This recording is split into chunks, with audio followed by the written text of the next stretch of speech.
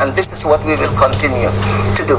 This is our mandate. What others are doing, unfortunately, is not within my legal mandate or that of the court. So, but I also want to say something. Setting up a court to try these atrocity crimes is also not against ICC's principles. In fact, ICC is a court of last resort. We will be encouraged by national jurisdictions taking up their responsibility to investigate and prosecute these crimes, and also trying to set up other courts to deal with these crimes. This is why the ICC was set up, so that when these courts don't function, when we have jurisdiction, the ICC can step in as a court of last resort. All right. Madam Prosecutor, you come from the Gambia. You come from a country with one of the worst human rights records in Africa. You served a dictator with one of the worst human rights records in Africa. In September last year, Human Rights Watch reported that the Gambian population lives in a climate of fear in which government justice and accountability for abuses is utterly beyond reach. Why are you silent about the human rights abuses in your own country?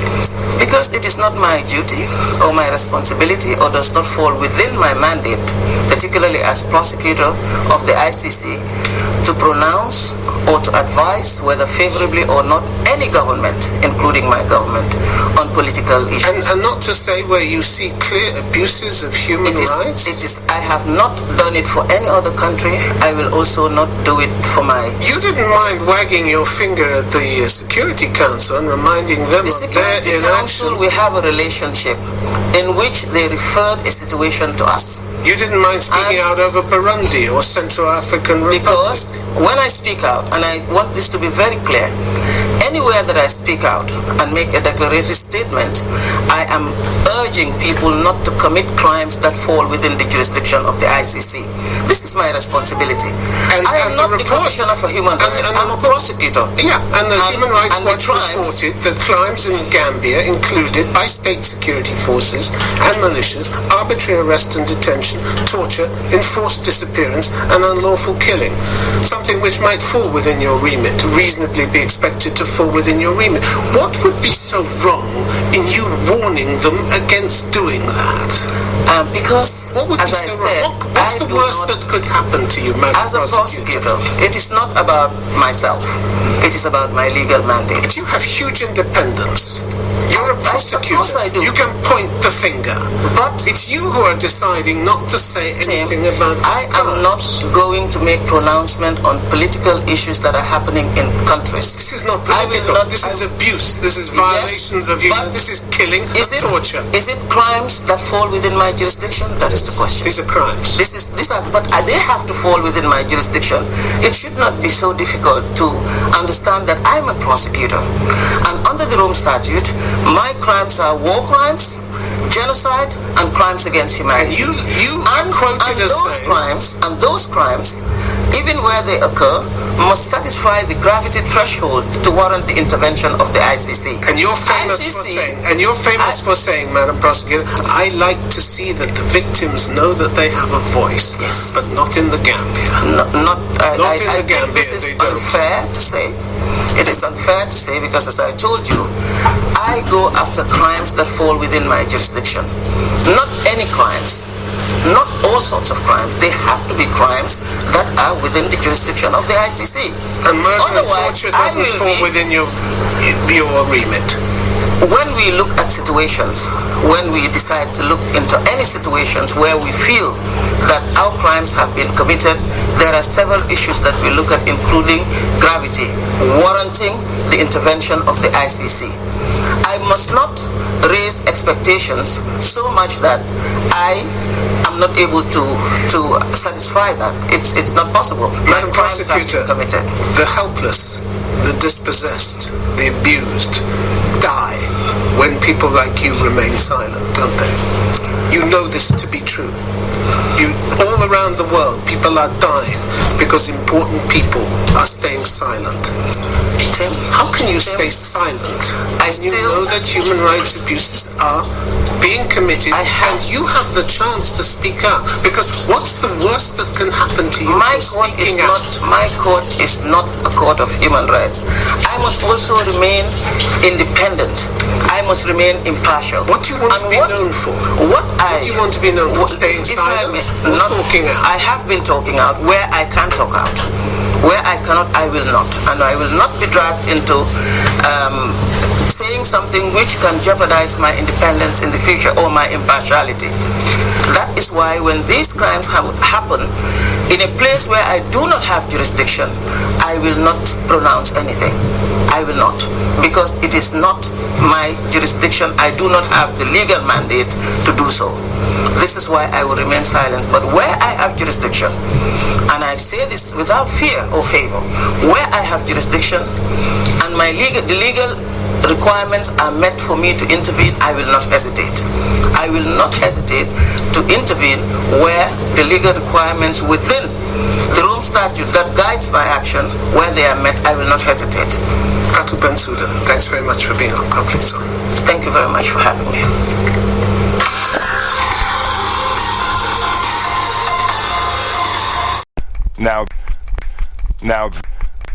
Now this is the one and only Amulragal FM, playing you the best in Kora, Ndaga, Seurba, Soca, Afrofusion, Reggae, Dancehall, Rocksteady, Soul, Jazz and Dancehall. Alongside DJ Baba is. Tune in and don't stop tuning. Is in The Hague, the headquarters of the International Criminal Court. This week, Conflict Zone is in The Hague, the headquarters of the International Criminal Court, the ICC, and my guest is Fatou Bensouda, the chief prosecutor. Despite her Gambian nationality, she's lost the support of many African nations who at first welcomed the court and have now decided that it's biased against them. Is she part of the solution or the problem?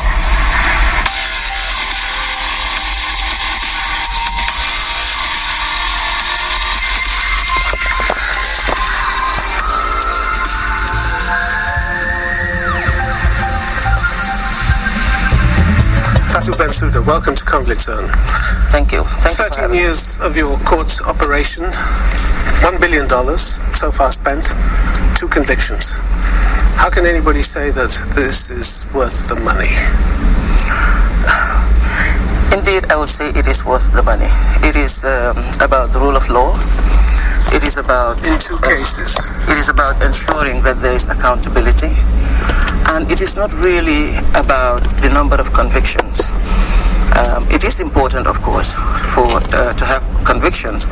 But what is more important is the impact that the court has had so far in its infancy. Okay, but I want to talk to you about the impact it's had, because it stopped none of the global war crimes, a number of which seem to be going up and up. We've had Israel, Palestine, Sudan, Afghanistan, Libya, Syria, Egypt, Ukraine. No deterrent effect whatsoever visible from your court. I beg to differ. I think that we should not be judging the court and its performance because atrocities. What else can we judge it on? Because atrocities are still being the court's performance, because the atrocities continue to be committed. If you take, for example, at the national level, the criminal justice system has been existing for several years, but it hasn't stopped people from committing crimes.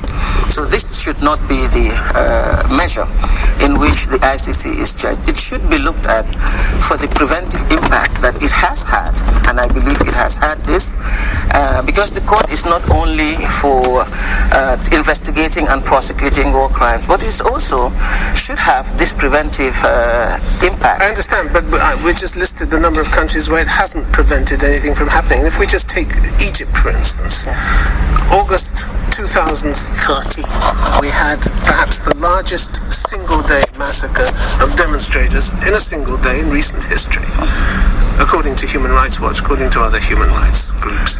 Your court, and I gather you gave a number of procedural reasons why your court couldn't get involved in this, but your court had nothing to say about this, nothing to say whatsoever about one of the most serious crimes to take place on your watch. Why is that? We have, Tim, to remember that the court operates based on jurisdiction. the jurisdiction that we have. And we have to follow strictly this legal mandate according to the Rome Statute. Then the statute is no longer fit for purpose, is it? If it can't prevent the largest single-day massacre in recent history, or have anything to say about it afterwards, or follow up with any investigation, then it's not fit for purpose, is it? I do believe it is still fit for purpose for those who have signed and ratified the Rome Statute and are members of the International Criminal Court. This is what we should remember, that the ICC cannot operate in situation where we do not have jurisdiction. What would have prevented you, Madam Prosecutor, of saying, for instance, we have reason to believe there has been killing on a massive scale, and we are watching this in case it falls within our jurisdiction later on, or the Security Council refers it to us. You could have said that. You could have said something to show that you're watching, you're aware, because you're the court of last resort in this world today. I do not think that it is my mandate or falls within my mandate, or it's my responsibility to make pronouncements in all and every situations where these atrocity crimes have been committed. This isn't all and every. This is one of the most serious. I believe it's very serious, and I know that I know it's very serious, and I do know that again, innocent people have suffered, victims. I am aware of that, and I would decry anytime that these kind of crimes have been committed.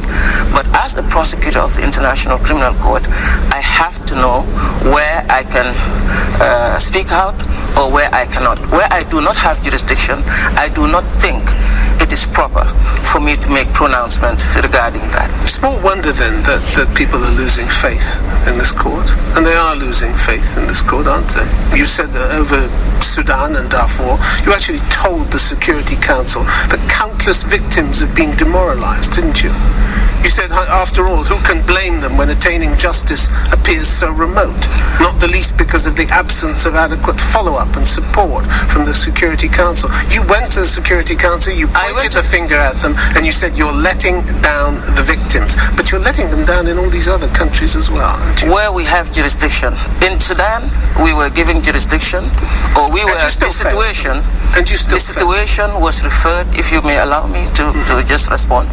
The situation in Darfur, as you know, was referred to the ICC by the UN Security Council, and this gave us the mandate to be able to intervene in that situation and exercise that mandate. But you failed. But nonetheless, I do not believe that we have failed. I do not believe.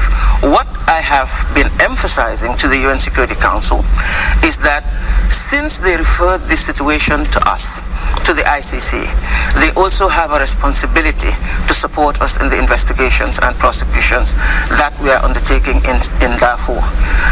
And when I refer to the victims, I'm referring to the victims of the crimes that were committed in the Sudan. You say this isn't a failure, but you actually told the Security Council year after year, victims' hopes and aspirations for justice and a durable peace have been dashed. These are your words. This is true. This is true. And this is a failure on a grand scale, isn't it? I believe, Tim, we're taking this out of context. As I said, the situation in the Sudan, in Darfur, was referred to the ICC by the UN Security Council. I understand this, but you're part of the system that has failed. They have a responsibility, the UN Security Council, to support the ICC, to support the Office of the Prosecutor in the investigations of this case. And they are not doing that. I therefore will have to keep on reminding them that responsibility, that duty is theirs. What we are supposed to do... But my point is, you're part of this system. What we are supposed to do... I don't disagree with that. What we are supposed to do as an office of the prosecutor is to investigate these crimes. This is our responsibility. When the referral was made to us, we investigated these crimes under very difficult circumstances. As you know, the Sudan has not agreed to cooperate with the ICC, and we had to investigate without going to Sudan. I understand this. And that was our responsibility. But the result... Our responsibility is to investigate. But the result is, as you put it, the frustration and resignation of the victims in the face of inaction must weigh heavily on our collective conscience. And my question to you is, does it weigh on your conscience too? I think I've said that. I've been loud and clear in saying that? It does, because this is a system. The court cannot work alone. The court needs cooperation. The ICC needs support from its member states. This is how it was